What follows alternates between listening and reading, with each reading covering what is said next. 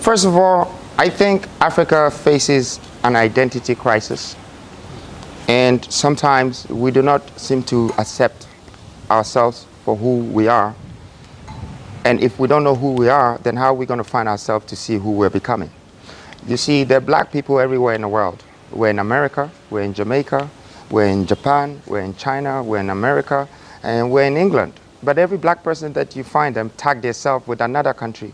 I'm black British, I'm black American, I'm Jamaican, I'm African American, I'm this, I'm that. Yeah. So how many type of black people do we have in this world? That's the question I have for them first. Africa is the future? No, the future is Africa. Hey, so what does that mean? It's just that Africa has been in the doomed for so long that when you put Africa in a sentence, the answer or the questions that comes out, it's negative, it's shambles, it's improhibitant, it's not accepted. So we have a hidden future that we're not supposed to tell the world that Africa is the future, but the world is supposed to find out that the future is Africa. Are you planning to start a revolution? Well, revolution, it's practically not started. Revolution is sensed as an opportunity of changes. So it's time that we change our perspective for living, our mindset for developing. And it's time that we retrieve the culture that we have lost to foreigners. We look at the Western to have a traditional culture.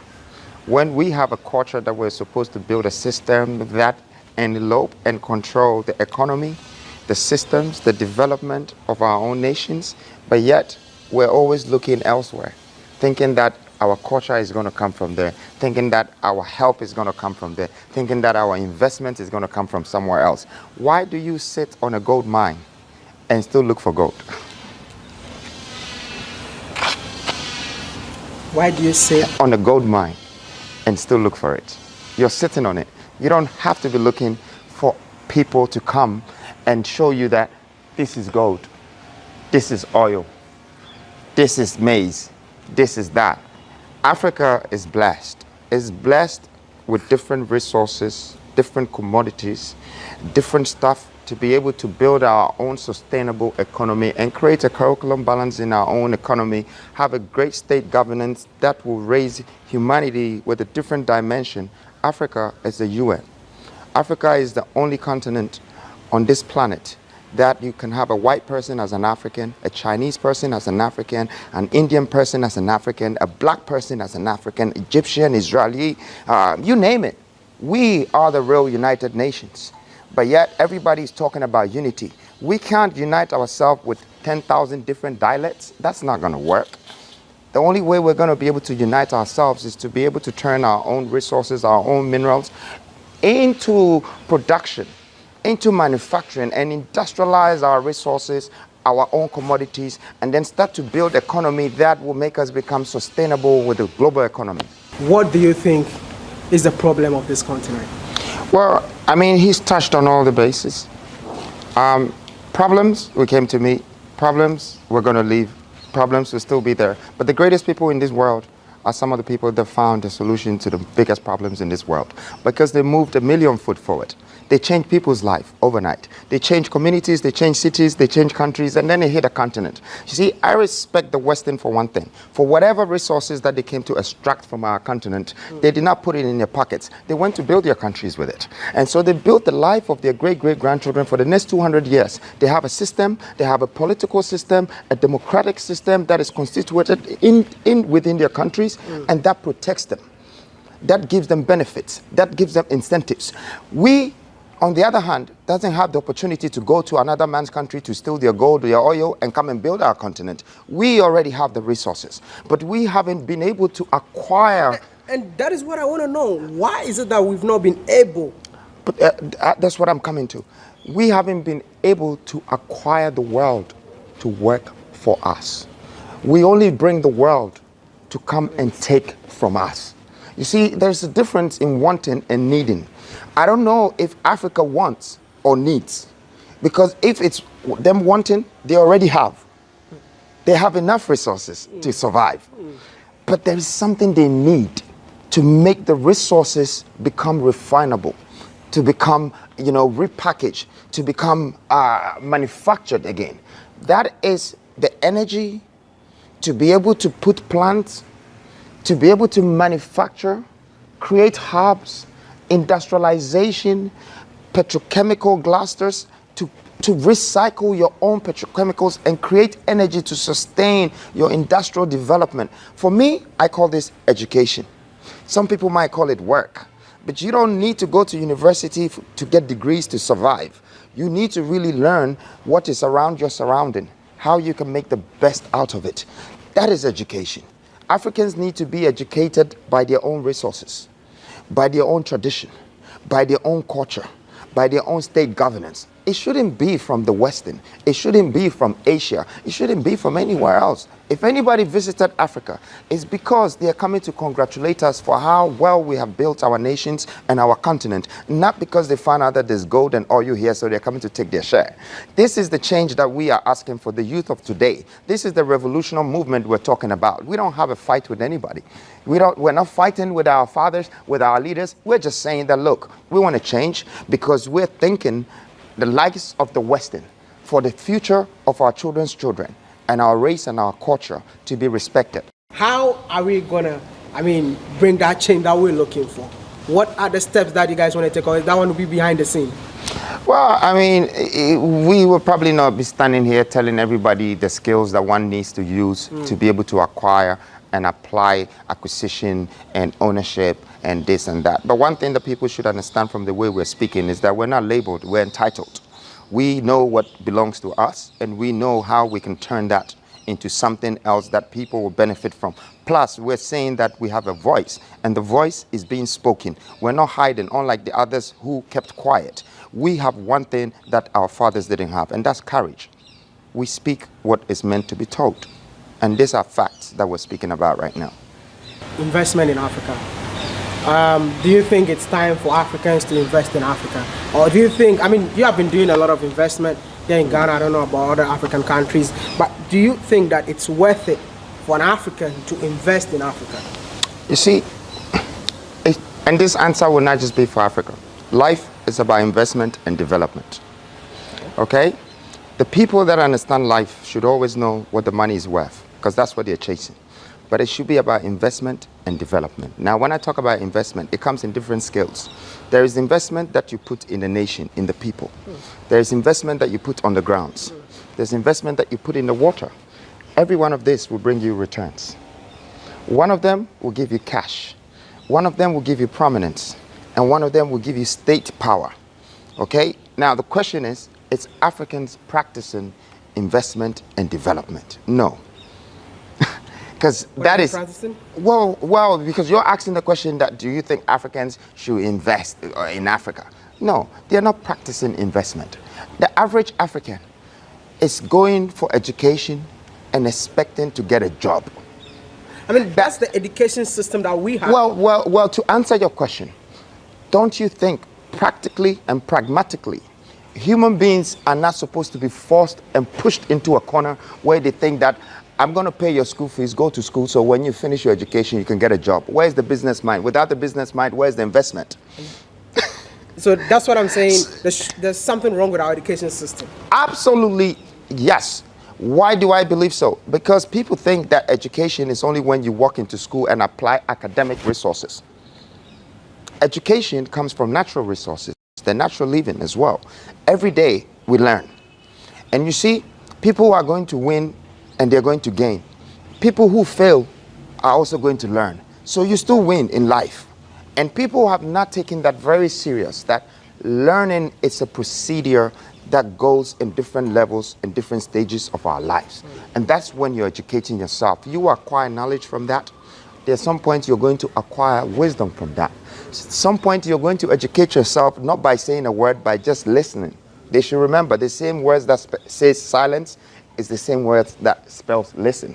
So if someone is listening, I want them to be silent and get it right, that education brings wisdom, it brings knowledge, it brings understanding. The moment that you understand a product or a resource, the value of it, you taking someone like Rockefeller, when he understood the opportunity that he can get from just the oil that he was trying to drill. He became the richest man in the world. You take in Mansa Musa. Mansa Musa did not go to university and acquire degrees, but he realized that the value on the ground as gold, if he can mine as much and turn it to coins, he built universities out of it, Timbuktu. In fact, he's the richest man that ever lived, and he came from Africa. This is a great history for Africans to learn from, because this should be in our educational academic syllabus. Learning about our people and how they became successful. And that's why I started this whole discussion about we always looking up to the Western and not looking up to ourselves. What African buys made in Africa, apart from the food that they think is cheap or free? Anything else from Africa, we're knocking it. Anything that is from black on black, we're knocking it. And you know, people are blaming some Westerners and some white people for destroying Africa, when we just have to wake up and stand up to the people who are doing wrong to us, to the people who are not accepting our values, to the people who are not adding value to society and building our continent. This is what we're not being courageous about. For me, all this is part of education. And guess what? Education is the biggest investment, and it comes out of development. So that's the equation. Those who are listening, they should get the numbers. That's all we have. We're numbered for days. And whilst we're here, the time that you have invested in us today is the time that you have had us to open our mouths for the entire continent to hear that great minds coming together can give you a degree that you spent 8 years to acquire in university, just in 30 minutes. I mean, this is like Jay-Z saying that I'm selling your whole life on $9.99. But I'm just saying, this very moment, we are sharing wisdom, knowledge, courage, you know, things that would make people understand that being black is not a curse, but it's power. First of all, I think Africa faces an identity crisis. And sometimes we do not seem to accept ourselves for who we are. And if we don't know who we are, then how are we going to find ourselves to see who we're becoming? You see, there are black people everywhere in the world. We're in America, we're in Jamaica, we're in Japan, we're in China, we're in America, and we're in England. But every black person that you find them tag themselves with another country. I'm black British, I'm black American, I'm Jamaican, I'm African American, I'm this, I'm that. So how many type of black people do we have in this world? That's the question I have for them first. That's the first question I want to ask Africans before I share my words with them. So for me, identity crisis is one thing. That how do we build a society together, a nation that would not be disregarded, but would be accepted and respected within this whole global conglomeration? We need to take stance and a position to claim the value of our race back as black. Because it doesn't matter whether you're from Nigeria, Ghana, or Gambia.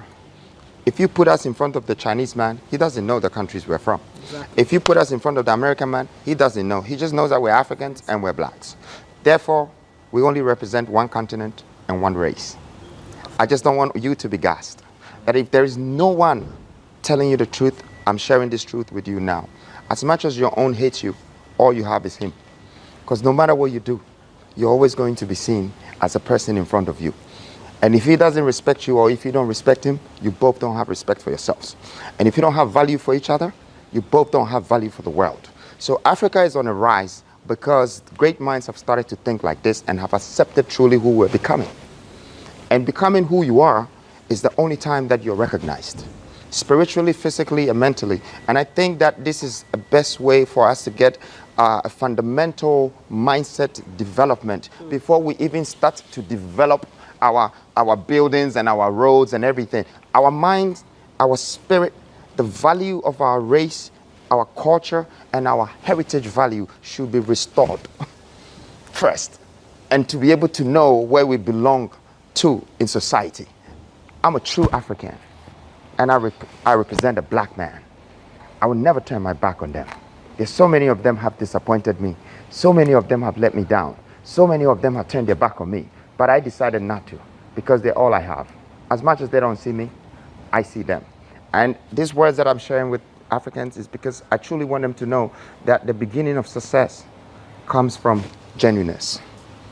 That genuine thinking, that genuine way of giving the best to people. Because quality should be a high intention and a skillful execution. So if you have high intentions for people, you can skillfully execute everything around people. And that's when quality is restored. And quality is value.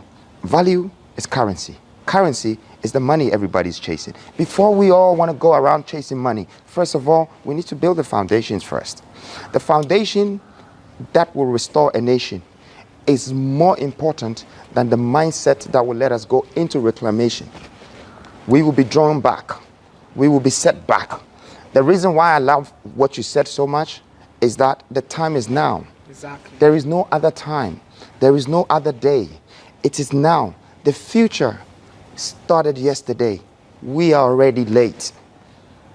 So we should see that as the past has become so painful, historic moments, that pain should become the strength that draws us from our weakness and make today, the present, become a gift. So we can see into the future that what our fathers didn't do, we have to finish it. The dreams that they couldn't actually accomplish, we have to finish those dreams. The mistakes that they did, we have to learn from that. We've had some greatest leaders in Africa. We've had the likes of Kwame Nkrumah, the likes of Gaddafi, the likes of Mansa Musa and Nelson Mandela, and people that even the whole world is looking up to. But yet, we're refusing to adopt these spirits in our forefathers. And we are only trying to find faults amongst ourselves because we have labeled ourselves different. And I would like to end this by saying black British, black American, black Chinese, black whatever, and we don't know who truly we are as black. We're one. And we're the strongest color on this earth. And I say this with courage. Anyone that's listening to me, see, a black man can become Michael Jackson, from Michael Jackson to a white man. But becoming a black man again is impossible. And we are the only color that defines the color in the world. Anybody else have a different skin color, it's a black person. The Indian is close to a Chinese man. The Chinese man is close to the white man. The white man is close to whatever. We are the only color that differentiate humanity as in different species. And that alone is a warning from God, telling us that we are something special. Are we God's chosen one? Of course. You know why? No. You know why we're God's chosen one? Black people are the most disappointing, most perpetrators, most betrayal humanity on this planet. But guess what? We are also the most people that make God feel his existence on this earth. Because we worship him in the morning, in the afternoon, in the evening, Monday, Tuesday, Wednesday, Sunday. I mean, churches, pastors are becoming the richest. But you know why? It's because we have a belief in an omnipotency, in creation. But we're also sinners. See, the real fine-tuned definition of an Adamite is what an African is. Thou shalt not, and I will. And I'll go through the pain, and I will go, and I'll suffer, and I'll still live, and I'll do it again. But you know, that's all about life. And what I'm saying right now, it's the greatest moment is today. Standing here and us sharing these words with the youth of Africa and letting them understand that this is a new beginning, this is a new Africa. Before I end this video, if both of you had one chance to change something in Africa, what will it be? Education system. And what about you? One chance, I'll go with him that, but I would define it in a way that I would like to change the mindset of Africans, which still boils down to education. Okay, the mindset, and I said it already, it's everything. The way you were raised, it's what you become. The habits you inherit in the beginning will make you in the end. So if your educational aesthetics is not good from the beginning, it doesn't matter how much luck you're looking for in this world. Success would always stay far away from you. So we really need to change the mindsets of our people. And that's why we're standing today as the youngest leaders of today, building the New Africa Foundation, the Freedom Movement, because we're speaking into the youth's mind, that the people who are coming up, the likes of the 10-year-olds, the 5-year-olds, the 15-year-olds, who have a few more decades to explore life. I believe my future is in the hands of those people. I don't believe my future is in the hands of an 85-year-old man who has lived future already, cannot build a future for me. He's wise enough to educate me, to take me through his experience and share wisdom with me.